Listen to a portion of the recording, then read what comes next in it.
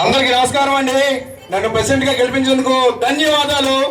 అందరూ బాగున్నారా? మన ప్రభుత్వంలో పనులు ఎలా జరుగుతున్నాయి? ఇంతకేది మన దాసు ఏడి? దాసు దాసు ఏంటి దాసు బాగున్నావా?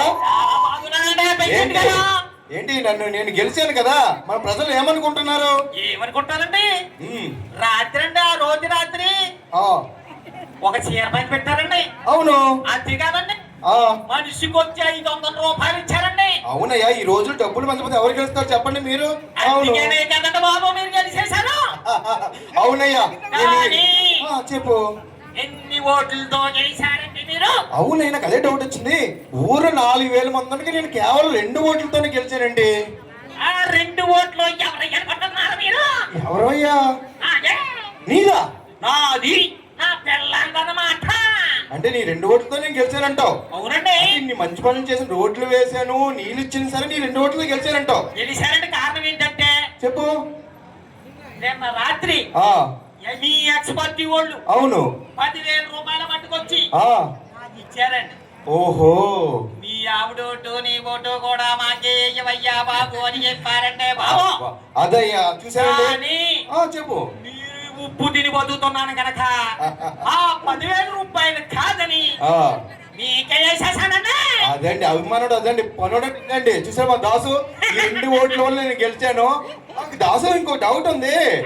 అంటే మనం కొబ్బరి తోటలో కాయలు అంటే ఈసారి తక్కువ 2,000 కాయలు వచ్చినాయి. ఎప్పుడు 4,000 పడాయి కదా, ఏంటి కారణం? ఏంటంటే వాతావరణం బాగుంటలేదండి.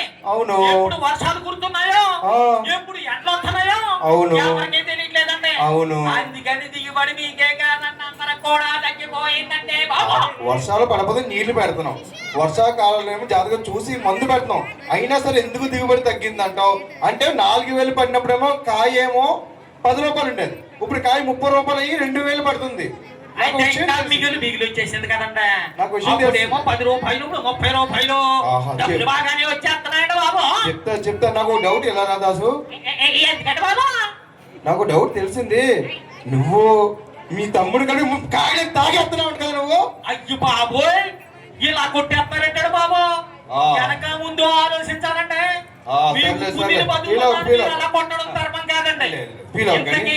అసలు అదేంటంటే మీ అబ్బాయి గారండి 4 స్నేహితులను తీసుకొచ్చి ఎక్కడ కానీ పిలిపించి ఆ చెట్టు ఎక్కించి ఆ ఇష్టం వచ్చినట్టు గెల్ల నరికి తాగేస్తున్నారంటే నేనే తాగేస్తున్నాను మీరు అలా అంటారు.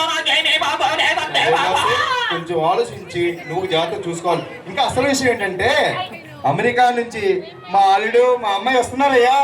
మీ అల్లుడు మీ అమ్మాయి వస్తున్నారా? అవునయ్యా. అంటే మీ అల్లుడు రాంబాబు గారు వస్తున్నారన్నమాట. అవును బాబు. రాంబాబు గారు అంటే నాకెంతో ఇష్టం అండి బాబు. అందు గురించే ఈ పని చెప్తున్నాను. ఇదిగో ఈ 500 తీసుకెళ్ళి మా అల్లుడి గారికి మంచి కోడి తీసుకురా. ఏంటంటే 500 మీ అల్లుడి గారికి మందు తీసుకురావాలా? మందు కోడి కానీ తీసుకురా. ఏంటి 500కే? అదేంటండి బాబు గారు, మీకిలాగా నాకిలాగా చీప్ లిక్కర్ తాగుతారు అనుకుంటున్నారా? మరి ఏం తాగుతారు? బ్రాండ్ తాగుతారు. బ్రాండ్ తాగుతారు లేదన్నా బ్లాక్ లేబుల్ తాగుతారండి. బ్లాక్ లేబుల్ ఎంత? 4,000 రూపాయలు ఉంటుందంట బాబా. ఏంటి బ్లాక్ 4,000 ఇప్పుడు మందా? అంతేకాదండి కోడి తింటారు. ఏ కోడి? ముక్క కావాలంట కదండి. అవును, అందుకని తింటారనమాట. ఇక్కడ తెల్ల కోడి తింటారండి, నాటు కోడి తింటారండి. అందులోనూ 2 రకాలు ఉంటాయండి. చెప్పు. పెద్ద ఉంటదండి, పుంజి ఉంటదండి. పుంజి అయితే వాదం కదండి, అందుకని పెట్టనే తింటారండి బాబు. అబ్బా దాసు, నువ్వు మళ్ళీ వచ్చినప్పుడు నువ్వు కొంప తీసి మన ఊరి అవతల ఆ హోటల్ మంగతానికి పరిచయం చేయాలి కదా నువ్వేమే? అయ్యో బాబు, మంగతాయ నేను పరిచయం చేయటం కాదండి. ఆ పంపు చెట్టు కనుక మీరు ఆ నలిని దగ్గరికి వెళ్ళి అంటారు కదా.